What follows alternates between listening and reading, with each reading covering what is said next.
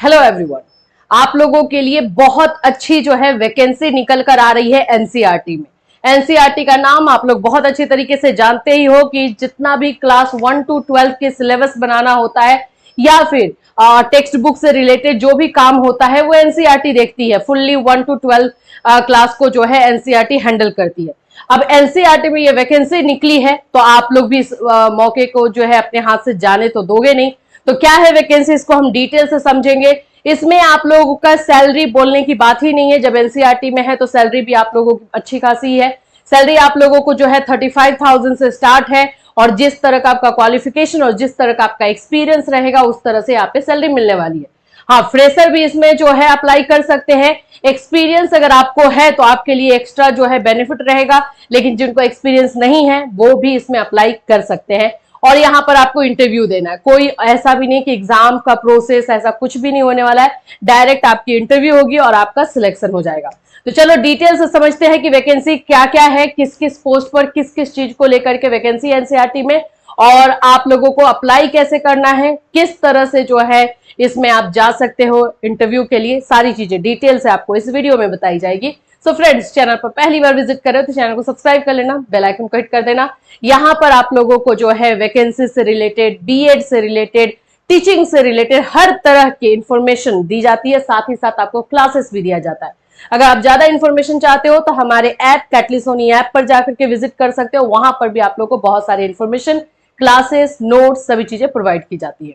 चलिए, सबसे पहले तो एनसीईआरटी ऐसी नाम ही काफी है, जैसे बोलते हैं ना कि इसका तो भाई नाम ही काफी है। राष्ट्रीय शैक्षिक अनुसंधान और प्रशिक्षण परिषद, जिसमें कि रिसर्च एंड ट्रेनिंग का काम किया जाता है, इसमें ये वैकेंसी आई हुई है। 3 वैकेंसी है, एक एक करके तीनों वैकेंसी को हम लोग जो है देखेंगे। मैंने तीनों पीडीएफ डाउनलोड कर लिया है। कुछ खास इसमें करना नहीं है आप लोगों को, बस ये देखना है कि आप लोगों के पास वो क्वालिफिकेशन होना चाहिए। देखो, ये वैकेंसी जो आई हुई है वॉक इन इंटरव्यू डायरेक्टली आपको दिखाई दे रहा है। अच्छा, इसमें चाहिए कि आप क्वालिफिकेशन पूछ सकते हो। क्वालिफिकेशन इसमें आप लोगों का मास्टर चाहिए, कंपलसरी तौर पे मास्टर होना चाहिए। ठीक है, इसके अलावा अगर आपके पास कोई डिग्री है तो वेल एंड गुड, अगर नहीं है तो फिर कोई भी बात नहीं है। चलिए, वॉक इन इंटरव्यू पे आपको जाना है, कब जाना है वो भी हम देख लेते हैं। देखो, the central institute of educational technology CIT, a constituent of national council of educational research and training, invites application from eligible candidates to fill up the post of junior project fellow. तो ये जो vacancy आई है आप लोगों की जेपीएफ की है। ठीक है, जेपीएफ, जिसको कि हम जूनियर प्रोजेक्ट फेलो कहते हैं। और ये आप लोगों को जो है अंडर ये जो प्रोजेक्ट आप लोग का अलग अलग प्रोजेक्ट, जैसे एजुकेशन में आप लोग देखते ही हो, स्वयं प्रोजेक्ट आता है, दीक्षा प्रोजेक्ट आता है, अलग अलग प्रोजेक्ट आता है, उस पर आप लोगों को काम करना होगा। ठीक है, काम भी क्या करना होगा वो भी मैं आपको आगे बताऊंगी। Project under PAV and PAC, the selected candidate shall have to work at CIT. इसमें अगर आप लोगों की जॉब हो जाती है तो आपको सीआईटी यानी कि सेंट्रल इंस्टीट्यूट है जो रिसर्च का, उसके साथ काम करने को मिलेगा, एनसीईआरटी के साथ काम करने को मिलेगा। और ये आप लोगों को जो है स्टार्टिंग में 31 मार्च 2025 तक रहेगा। अब इसके बाद अगर आपका परफॉर्मेंस अच्छा रहा तो आपको फॉरवर्ड किया जाएगा। ज्यादातर जो भी काम करते हैं वो दिल लगा के काम करते ही हैं एनसीईआरटी के साथ। तो अगर आप दोनों चीजों के साथ काम करोगे तो डेफिनेटली आपको आगे भी ले जाया जाएगा। देखो, यहाँ पे लिख भी दिया है लाइकली टू बी एक्सटेंडेड। यहाँ पे वर्ड भी क्लियर लिखा गया है कि पहले तो आप लोगों को भाई 31 मार्च तक देखा जाएगा, 31 मार्च और 2025 तक काम अच्छा रहा तो आपका काम एक्सटेंड कर दिया जाएगा। जब एक्सटेंशन होता है तो वो जब तक वो प्रोजेक्ट चलेगा तब तक। और मिनिमम आप लोग जानते ही हो कि एनसीईआरटी या फिर सीआईटी के थ्रू जो भी प्रोजेक्ट आते हैं 6 साल, 7 साल, 8 साल कंटिन्यूअस चलते रहते हैं। तो फिर आप लोगों को उसमें पक्का जो है उस प्रोजेक्ट के साथ हो जाएगा। और ऐसा भी नहीं होता है कि अच्छा इस प्रोजेक्ट में आपने काम कर लिया तो आप फिर घर बैठ जाओगे, नहीं। अगर आपने काम अच्छा किया है तो आपको एक प्रोजेक्ट से दूसरे प्रोजेक्ट में, क्योंकि ये एक्सपीरियंस आपको हो रहा है ना, तो आप जाहिर सी बात है कि आप ये काम बहुत अच्छे से सीख गए हो, करने लगे हो, तो आपको गवर्नमेंट ऐसे छोड़ेगी भी नहीं, तो आपको दूसरे तीसरे प्रोजेक्ट में भी लेकर के जाती है। तो यहाँ पर एक बार काम करने का मतलब है एक्सपीरियंस लेना। एक्सपीरियंस लेने का मतलब है कि अपने करियर को जो है एनहेंस करना, और फिर उसके बाद तो पीछे मुड़कर देखने वाली बात ही नहीं होगी। तो अब मैं इतनी अच्छी अच्छी चीजें अगर बता रही हूं तो अब इसके बाद आप एलिजिबिलिटी समझो कि क्या चाहिए। क्वालिफिकेशन पर आ जाते हैं कि क्या चाहिए आप लोगों को। देखो सबसे पहली बात कि जूनियर प्रोजेक्ट फेलो के लिए 23 पोस्ट है। कितना पोस्ट है? 23 इसमें पोस्ट है।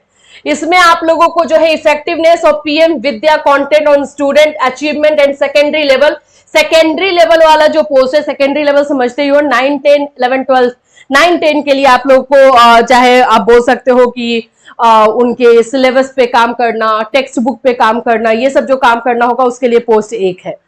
ठीक है, फिर उसी के बाद आप लोग को Vidya management 200 DTH TV channels and radio broadcast and podcast, यानी कि रेडियो के थ्रू और टीवी चैनल्स के थ्रू किस तरह से हम एजुकेशनल प्रोग्राम जो है बच्चों तक पहुंचा सकते हैं, इस वाले प्रोजेक्ट में अगर आपको काम करना होगा तो यहाँ पर 2 सीट है। ऐसे करके आप लोग को अलग अलग है। देखो ट्रांसलेशन ऑफ एनसीईआरटी कंटेंट्स है 22 लैंग्वेजेस का, इसमें आप लोगों का 3 पोस्ट है। इसमें आपको Hindi, English and other schedule 8 languages आपको चाहिए होंगे। ये सारा पोस्ट आप देख सकते हो। दीक्षा प्रोग्राम है, स्वयं को आप लोग जानते ही हो, जो कि टेक्नोलॉजी जो यूज होती है एजुकेशन में उस पर काम किया जाता है। मुक जो मैंने आप लोगों को बताया भी है मुक के बारे में, तो इन सभी पे काम करना है। इसका भी पोस्ट आपका 1 है। इसमें अकाउंटेंसी का काम ज्यादा आने वाला है। फिर उसके बाद geography, economics, commerce, special education, इन सभी के लिए आप लोगों का काम रहेगा। यहाँ पे सबसे ज्यादा अगर मैं बोलूँ ना तो ये 5 नंबर वाला जो प्रोजेक्ट है उसमें है 5 पोस्ट है। इसमें जो आप लोगों का देखना होगा development and maintenance of websites और mobile apps and other digital activities, digital work इसमें आप लोग को देखना होगा। तो ये आप लोग के सारे पोस्ट है। इंटरव्यू इसका कब होने वाला है? तो इसका इंटरव्यू आप लोगों को 7 नवंबर को होने वाला है। डायरेक्ट इंटरव्यू है, पहुंच जाओ इंटरव्यू देने के लिए। आपको मैं जो है बता दूंगी पोस्ट क्या है, ठीक है। और अब यहाँ पे क्वालिफिकेशन पर आ जाते हैं कि आप लोगों को क्वालिफिकेशन क्या चाहिए।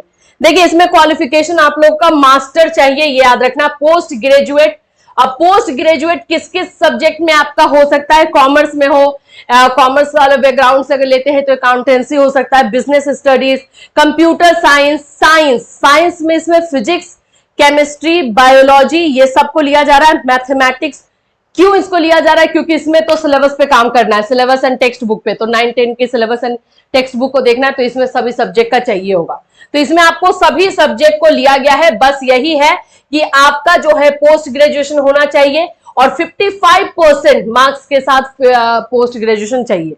डिजायरेबल में यहां पर क्वालिफिकेशन लिखा हुआ बीएड और एमएड, अगर है तो आप लोग उसको जरूर डाल देना, नहीं है तो भी इसको अप्लाई कर सकते हो। तो ये बीएड वाले बच्चों के लिए ज्यादा एक अच्छा प्लस पॉइंट बन जाएगा। एमएड कर रखा है तो और भी अच्छा है। नेट जिन्होंने क्वालिफाई किया है उनके लिए भी जो है एक्स्ट्रा पॉइंट बनेगा। डॉक्यूमेंटेशन स्किल, अगर कहीं पर किसी भी तरीके का डॉक्यूमेंटेशन वर्क आपने किया हुआ है तो उसका भी सर्टिफिकेट आप इसमें लगा सकते हो, आपके लिए हेल्पफुल रहेगा। तो ये सारी चीजें आपके पास है। मुझे पता है कि मोस्ट ऑफ बच्चों के पास ये चीजें होंगी ही। एक्सपीरियंस क्रिएटिंग जो है flip books, having excellent oral and written communication, ये सब आप लोगों के पास होना चाहिए। Research work, collection and review of literature, preparation of research abstract, tools, construction, ये सारी चीजों के लिए। एज लिमिट जो है 40 साल से ज्यादा नहीं हो चाहिए, नॉट मोर देन 40 ईयर्स। तो आपका एज बात किया जाए तो 40 ईयर्स का दिया हुआ है।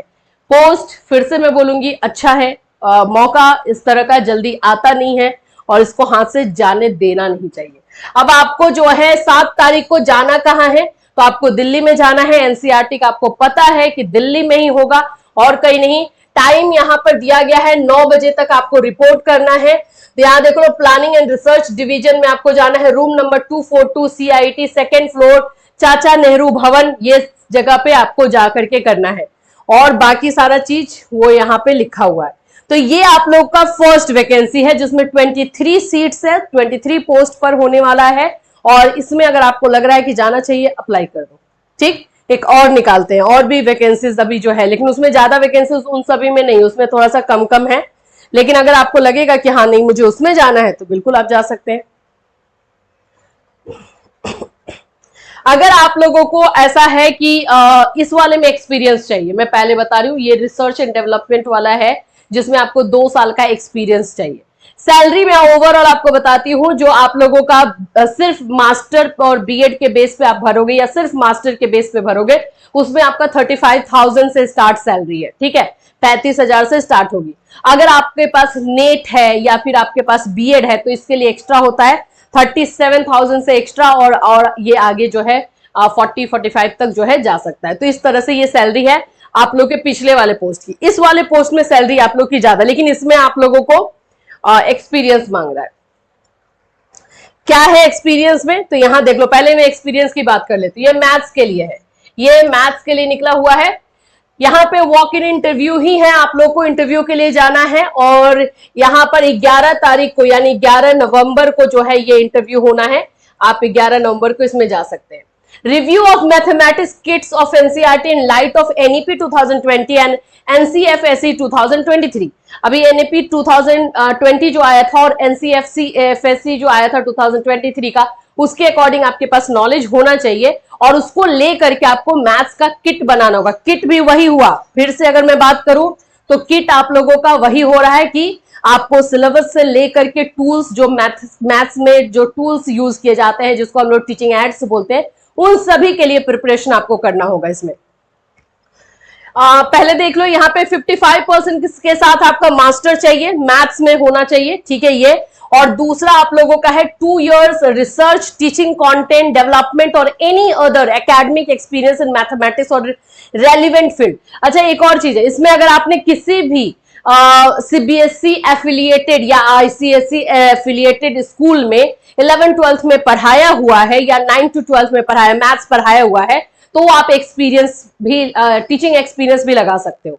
सिर्फ रिसर्च का नहीं, क्योंकि यहाँ पर आप देखोगे 2 years रिसर्च, या फिर यहाँ पे आपको जो है दिया गया है, या और टीचिंग हो सकता है, या कंटेंट डेवलपमेंट में आपने कहीं पर काम किया हुआ है, या कोई अदर एकेडमिक एक्सपीरियंस है, जैसे कि आप स्कूल में रह करके as a coordinator, as a vice principal, as a principal आपने काम किया हुआ है, तो भी आप इसमें अप्लाई कर सकते हैं। तो ये स्कूल फील्ड में अगर आपने एक्सपीरियंस लिया हुआ है तो, और नहीं तो रिसर्च फील्ड में आपने एक्सपीरियंस लिया हुआ है तो आप इसमें अप्लाई करेंगे। 2 साल का ये एक्सपीरियंस मांग रहा है, दैट्स इट, और कुछ भी नहीं। तो मेरे ख्याल से जा सकते हो। मुझे लगा था सिर्फ रिसर्च में चाहिए, नहीं, टीचिंग का भी इसमें एक्सपीरियंस आप लोग को ले लेगा। डिजायरेबल में है कि इंग्लिश हिंदी दोनों में आप लोगों को आना चाहिए। इसमें आपको कंप्यूटर नॉलेज होना चाहिए, MS Excel, MS Office and other software जो कि हम एजुकेशन में यूज करते हैं, मुक है और बाकी सारे हैं, वो सभी का भी नॉलेज आपको होना चाहिए, ठीक है। इसमें आप लोग का एज थोड़ा सा ज्यादा होगा, नॉट मोर देन 45 ईयर्स, यानी कि 45 साल से ज्यादा नहीं होना चाहिए, उससे कम वाले भर सकते हैं। टेन्योर यही है, पहले आपको 31 मार्च तक देखा जाएगा।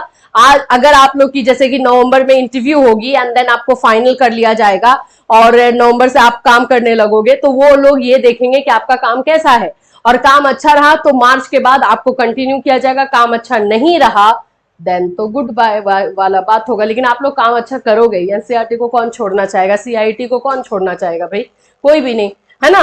तो अब देखो डेट एंड टाइम इंटरव्यू में आपको बता दूं, और जैसे मैंने बताया कि इसमें पीएचडी वाले और नेट वाले अगर बच्चे हैं, अगर मेरी बातों को सुन रहे हैं, तो वो आप लोग उसके साथ अप्लाई करोगे तो 42,000 पर मंथ ये है। और अगर आपने जो है विदाउट नेट या विदाउट पीएचडी सिर्फ और सिर्फ आप मास्टर की डिग्री पे जा रहे हैं तो आपका 40,000 जो है मिलेगा, ठीक है। चलिए यहाँ पे इंटरव्यू का देख लेते हैं। 11/11/2024 यानी कि नवंबर 11th of November 2024 में आप लोगों का ये इंटरव्यू होगा। 11 बजे का टाइमिंग रखा हुआ है, कुछ ज्यादा 11 है इसमें, ठीक है। Onward the registration of eligible candidates will be done from 9 AM to 1 PM only and no candidate will be entertained after 1 PM।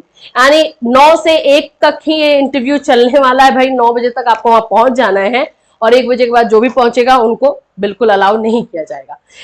आप लोग ये देख लो, वेन्यू देख लो जहां पे आपको जाना है, डी के डेक, एनसीईआरटी, श्री अरविंदो मार्ग, न्यू दिल्ली 11016। तो ये अरविंदो मार्ग पर आपको मिलेगा। दोनों का वेन्यू अलग अलग है, थोड़ा सा आप इस बात का ध्यान रखना, जिसके लिए अप्लाई कर रहे हो उसका आप लोग को एड्रेस याद रखना है। अब यहाँ पर होगा क्या, तो कुछ भी ज्यादा खास यहाँ नहीं करना है।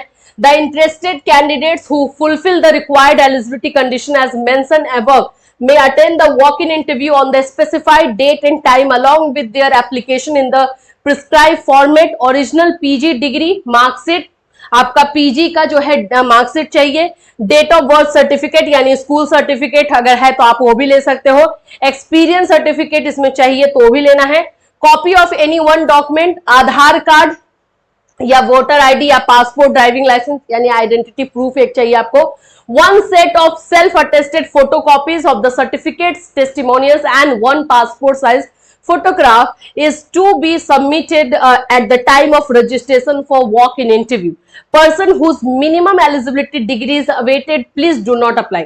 देख लो यहां पर ये जो चीजें आपको बोल रहा है आप लोगों को ये सभी चीजें एक फाइल आप बनाओगे, अपने सारे डॉक्यूमेंट्स को इसमें लोगे और सभी का एक फोटोकॉपी भी होना चाहिए, ओरिजिनल भी लेकर के जाना क्योंकि वहां पे वेरीफाई भी करेगा और साथ ही साथ में आपका उस पर साइन होना चाहिए, सेल्फ अटेस्टेड मांग रहा है और वो वहां पे आपको सबमिट करना है। इंटरव्यू के लिए कोई फॉर्म फिलअप कुछ भी नहीं करना है, डायरेक्ट आपको एड्रेस पे पहुंचना है, इंटरव्यू देना है एंड देन सिलेक्शन तो सिलेक्शन और फिर रिजेक्शन तो रिजेक्शन, वही चीज होगी। लेकिन थोड़ा सा अच्छे से इसके बारे में देख करके जाओगे तो होने का चांसेस ज्यादा रहता है। ठीक है, ये है आप लोगों का फॉर्मेट। ये फॉर्मेट हम लोग जो है आप लोगों को अपने टेलीग्राम ग्रुप पे भी दे देंगे।